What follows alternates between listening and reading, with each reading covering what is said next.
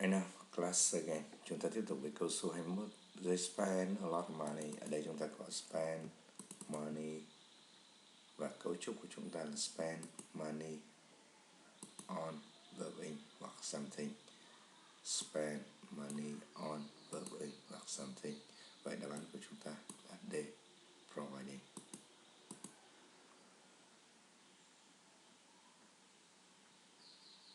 Number 23. I just bought new shirt and some new shoes.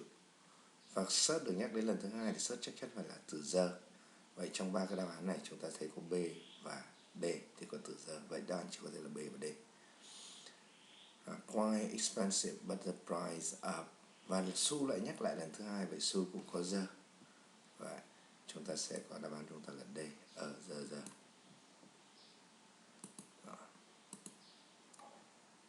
I would like to thank my supervisor. Supervisor là người hướng dẫn, người giúp đỡ, người trợ giúp và người quan sát, chỉ đạo. I would never have finished my work. Vậy nếu không có without, nếu không có người ấy thì tôi sẽ đáp án là D. Don't spend time, và như trên thầy vừa nói là spend time verb in. Don't spend time worrying. Đây, các con xem lại câu số 22. Câu số 26. Never, có từ never có nghĩa hạn chế đứng đầu câu, chắc chắn phải đảo ngữ. Such a storm seen over my child.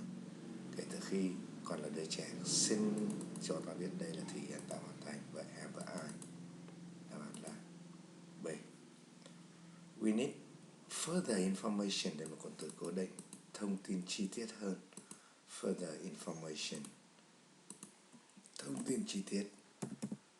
Thông tin chi tiết.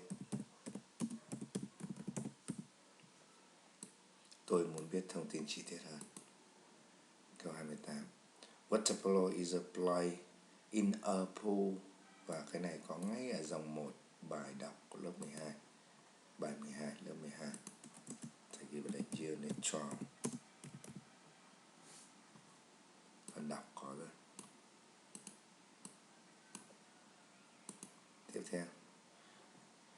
Because the player were ejected because he committed a fault. Bây giờ chúng ta thay cái liên từ because. Nếu due to thì là cụm từ, despite là cụm từ, provided là cái điều kiện, và đáp án là as, vì.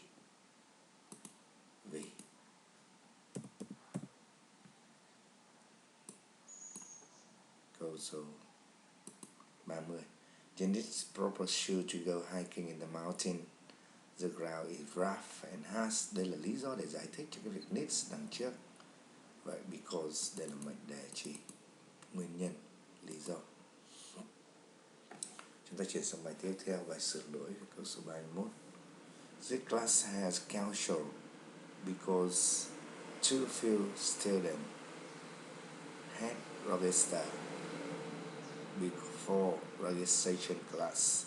Đấy, chúng ta thấy có cái sự nghi ngờ giữa hai cái dạng động từ thể này. Đó. Vậy class là chủ ngữ bất động đậy, vậy đáp án buộc phải là bị động. Ở đây chúng ta sẽ chọn đáp án A và phải or cancel. The first national park in the world called, đây là mệnh đề lược và phải được gọi là, đáp án là called.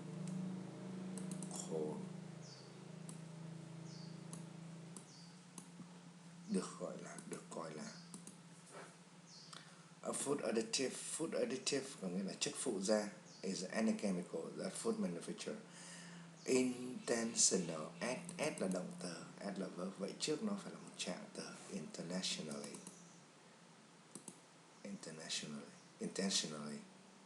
If you had put the plant in a cooler location, the leaf have a burn.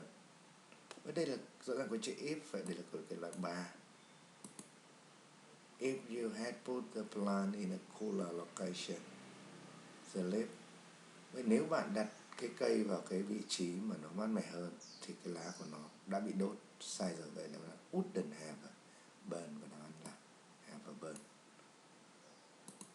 Chuyển thành wouldn't have a burn.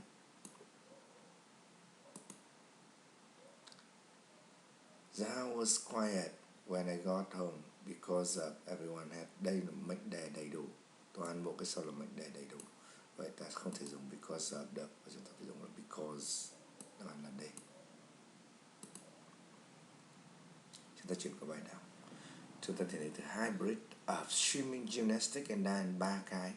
Vậy từ hybrid là hỗn hợp của 3 cái. Vậy ta tìm đáp án hybrid, hỗn hợp, mixture. Bây giờ trên thị trường có các loại xe ô tô người ta gọi xe hybrid. Hybrid có nghĩa là xe hỗn hợp giữa xăng và điện.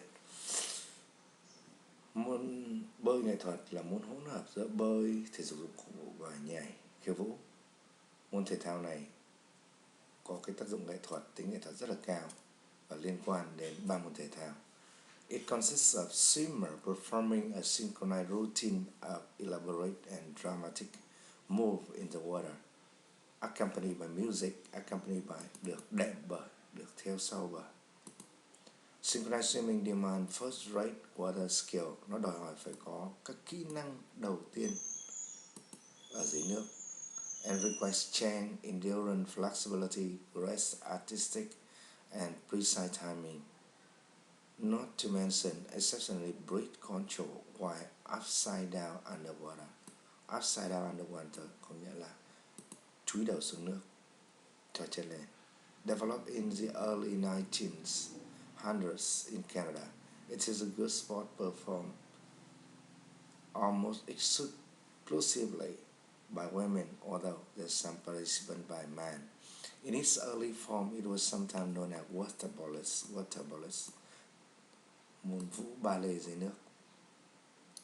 In the Summer Olympic Games sport, first demonstrated in 1952, it has been an official event since 1984.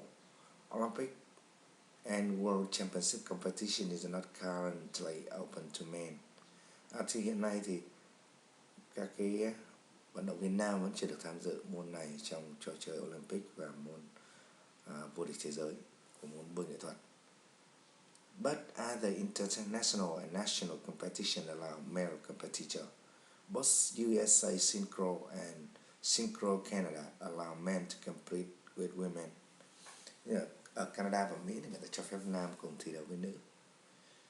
Competitor point to the strength, flexibility, aerobic endurance required to perform difficult routines for the just, one technical and one free. Điểm thì được chấm bằng cái sức mạnh, rồi sự linh hoạt, cái dẻo dai, và nó có 2 điểm, một điểm kỹ thuật, một điểm tự do. Và chúng ta tiếp tục với câu hỏi 37. Synchronized swimming is a sport that, môn bơi nghệ thuật thì là môn thể thao liên quan đến 3 môn này. Bắt đầu thế kỷ 20 sai, được thi đấu đầu tiên bởi phụ nữ. Bắt đầu thế kỷ 20 bởi đầu những năm 1900 đúng rồi. Bắt đầu thế kỷ thứ 20 đúng rồi. 3 môn thể thao đúng. Và chơi chủ yếu bởi phụ nữ. Women có mà. Rồi, đáp án của câu này là D. All are correct. It's untrue to say that. Untrue, không đúng. Synchronized swimming has completely influenced by ballast. Có thể. Swimming used to be known as đúng. The requirement for synchronized swimmer are strength, endurance, flexibility, grace, artistic, and precise timing đúng. Men can also take part in synchronized swimming. Vậy đáp án của chúng ta là A. Có ảnh hưởng đến là không đúng và được ảnh hưởng bởi. Which of the sentence is true? Besides demanding strength, endurance, flexibility, grace, and artistry, synchronized swimming require exceptional breath control. Chính xác, câu này là đúng. Bởi vì nó đòi hỏi phải có khả năng kiểm soát về nhịp thở. Olympic allow male sai, câu này sai. Synchronized swimming emerged as exhibition sport at Olympic Games in này đúng rồi. Môn biểu diễn không đúng, môn thi đấu chính thức competition form đúng rồi, đáp án chúng ta là A. The best title, history of swimming competitions, swimming, the requirement of swimming. synchronized swimming. Và có lẽ chúng ta nên chọn đáp án là synchronized swimming, một cái cách mô tả chung chung về môn này. Rồi, video này cũng dừng ở đây, chúng ta sẽ tiếp tục ở